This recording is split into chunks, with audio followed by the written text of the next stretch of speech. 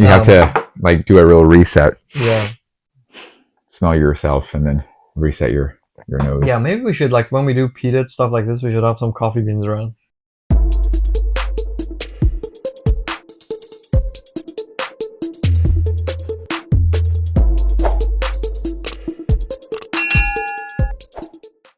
Welcome to Whiskey and SV. I'm your host Sam, and tonight we're going to be drinking some Laphroaig Cairdeas. And we're joined by my esteemed guest, Ralph. Hello, everyone. Nice to be back. Thanks for being here, Ralph. So, you have been telling me about how the best Cairdeas that you've had is the Amontillado. Mm-hmm. And then I remember last year when the new Cairdeas, I guess it's the 10-year Cask favorites came out, you said that is the best one you've had since the Amontillado. These bottles are 10 years apart. And yep, well, I guess I don't have the Amontillado, so you brought your bottle. Yes. Thank you for doing that. And I actually haven't opened my Cask favorites yet, but you had given me a sample before, so we're going to use that. Anything you want to add or tell us about these bottles while we pour? No, I think you pretty much said all of it. Yeah, it is my favorite Cairdeas I've ever had. I haven't had all of them, but from all the ones I've ever had, this is ranked as my favorite. The colors are, now I'm realizing, quite a bit different. Maybe we should go get the black. You want to do the black glasses? We should do the black glasses, yeah, because these are going to be too obvious.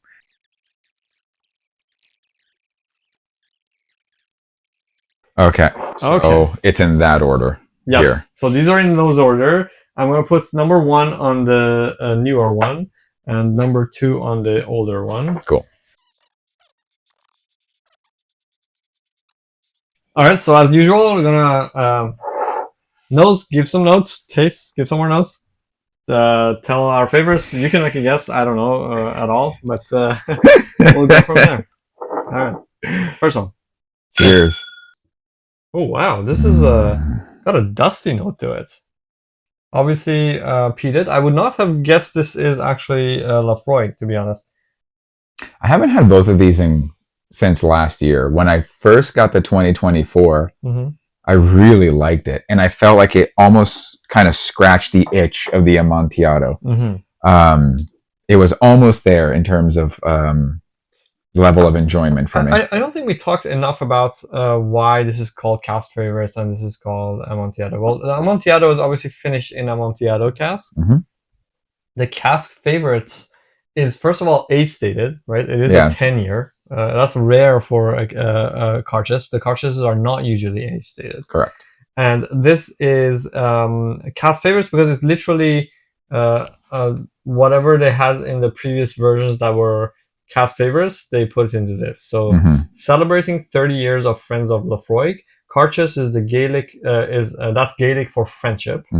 Is our annual expression created for our friends. It's 30 years since we founded Friends of Laphroaig to accelerate with blah, blah, blah. Okay. We've created an ode to the well-deserved releases, Triple Wood and PX. This 10 years aged in ex-bourbon and a Cairdeas cask before being finished in PX cask, adding fruity sweetness to the peat smoke that our friends know and love. So it's like the Triple Wood and the PX. Exactly. This up. So they're basically saying, we heard you. These are your favorites. We're putting them together. Yeah. Yeah. Do you like it? I like it a lot. I mean, there is a fruity note to it, which is refreshing for something like a Laphroaig. It doesn't go as much towards barbecue as I would have expected because with the PX Laphroaigs, I go very much barbecue. But also Laphroaig tends to lean more like medicinal for me. Yeah. You know, like iodine and ashy. Yeah. It never quite goes barbecue for me. No, this has got some barbecue, but it's more like fruity actually, like the fruits.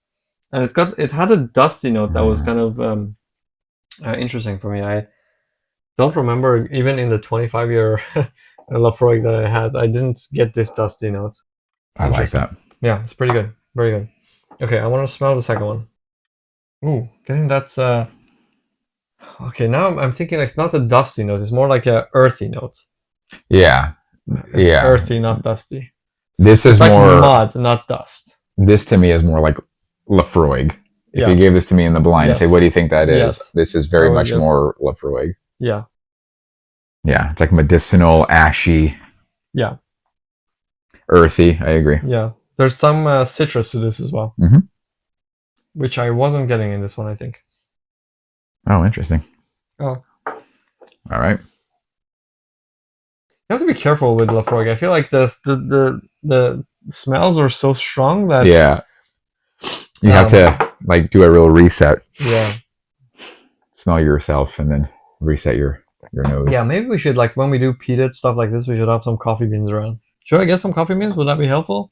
It might just confuse you more. Yeah, then you usually what I do and everything. Well, usually what I do is I actually drink coffee. Okay. And then I move on to something else. Let's drink it. Let's see what we think of it. Sure. Yeah. Let's do it. Cheers. It's quite ashy on the tongue, actually. On the palate, it does very much remind me of a Laphroaig. On the palate, it's unmistakable. It's unmistakable. It's Laphroaig. Yeah. Good Laphroaig, though. It's good. Oh. The ashiness is very strong, though. Like, it does take over everything for me.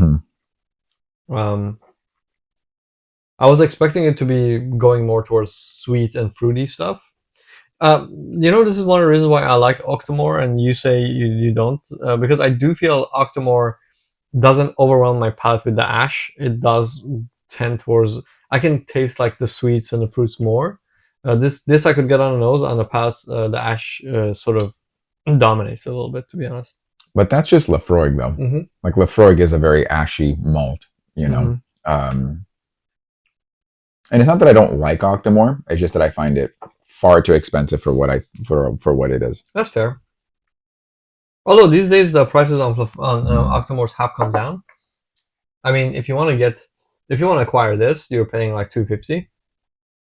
That would be like an Octomore. I got that for $150. Yeah, well, you got a good price. Mm-hmm. That's not the market. I don't know what these are going for, actually. Mm-hmm. It's not one that I'm looking to back up or anything, so I've never really looked to see how much they're going for at the moment, but I got mine for $150 all in. Yeah, that's a good price. Mm-hmm. The new cartridge that came out is actually a lore, right? Yeah, it's a cask strength lore. Cask strength lore. Mm-hmm. The usual lore is 48%, I believe, right? I think so, yeah. Didn't you mention that, like, the original lores that came out, the first versions were like really old Laphroaig and they were really good? I think there was one lore where apparently there was one cask that had like 21-year-old whiskey in it. Okay. I think that's what it was. But I could be wrong. But I think if my memory serves, that's what this one particular release was. This is much more unique on the nose now. Now that I go from this to this is much more unique on the nose. So you like this one more? On the nose right now, yes. Let me try it. Yes, I like this more. It's sweeter. It's sweeter. The spices work better for me. The ash doesn't dominate. I feel like the ash just like kills like everything. It just like it just tastes like ash. This has it's well rounded. It's more well rounded. I think it's more well rounded. Yeah. This is really interesting to me. Like, they're not close at all, by the way. Like, for me, like, this is a clear winner. I gotta be honest, I'm not 100% I know which one is which. It's not close to me. This is like so much better. This just tastes like ash. If you go back to that now, it smells like bread dough. Bread dough? Mm-hmm. Like fresh bread dough. Like right when it's just like rising and you smell it before it goes into the oven to bake. Can't say I'm getting that, to be honest. I still just get mostly like citrus and ash. I think it's overwhelmed my palate. Laphroaig will do that. Mm-hmm. It has promise, but problem is the mid palate just gets to ash, and then like ash is all I taste. Like, second sip for me went a lot more fruity than ashy. No, the first, for me, like the beginning of it, I get the fruits, but once the ash sets in, it just completely blocks my tongue from tasting anything else. I just feel ash. I just taste ash. Like right now, I'm not getting as much ash. I'm getting bitter ash. Yeah, this is actually, I would say, not a good one Really? for me. Okay. Yeah. No, the second sip for me, I'll give it a third sip before I move on. But the second sip was a lot more better balance for me. Because I agree, the first sip was very ashy. It was like dominating with ash. No, this is like nice fruit, citrus. Yeah, not close. Not for me. This one's like getting flat now. It's weird. Third sip, I got like 0 ash. It was just like a little bit of fruitiness, but it drinks a little flat. I have heard from a few people that Laphroaig, if you leave them open for too long, they do tend to go flat. Go flat, yeah. Yeah. I've heard that. When you gave me this sample, was it of a fresh crack? No. Okay. But it was when I was still enjoying it a lot. Yeah. Okay. No, it wasn't a fresh crack. Have you gone through a full bottle? I went through 2. You went through 2? But the first one I shared a ton. Right. The first bottle I had, I think myself, I probably had like maybe 4 ounces of it, and the rest was like shared. Okay. Yeah. Yeah. I'm gonna stop buying the Cairdeas, to be honest. Like I went through this phase where I was like collecting them, and I just haven't been visiting Laphroaig that much. I told you, like, Laphroaig was a special brand to me because it's like my entry into Scotch and like collecting. But I just haven't been seeing myself enjoying them as often recently. So yeah, I've collected a lot of Laphroaig. I think it might be, other than Macallan, probably the second most number of bottles I have from a brand. Yeah. Actually, well, I mean, Scotch brand at least. Right. I have the most Jack Daniels because that's my favorite distillery. That's a different story. Sorry, you were saying. No, that's fair. I have a sample of the new Cairdeas at my house right now. I was gonna have it tonight. I like this. Yeah. Which one do you hope that is? I mean, I hope it's a 10-year, but I'm pretty sure it's not Amontillado. You think so? Yeah, because I've noticed that the newest Laphroaigs are all like too ashy. They've done something where they just like, I don't know, their process is just like, they don't have good peat, I feel, anymore, and they're just like, What's insane? This will blow your mind.